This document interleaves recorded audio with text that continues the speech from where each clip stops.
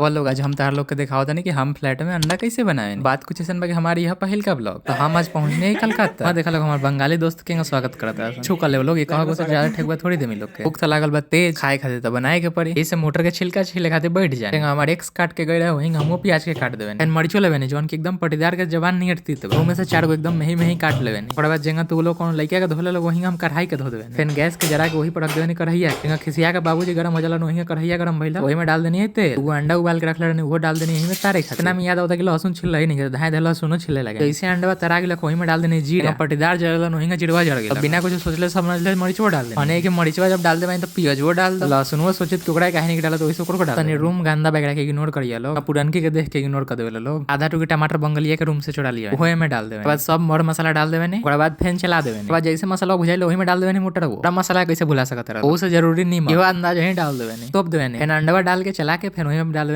पनिया फिर तनी सा पका के उतार देवे ताऊ लोग कैसन लगा था देखे में छोट भाई तार लोग के सब्सक्राइब कर लो अपन सपोर्ट बनैले रहा लोग।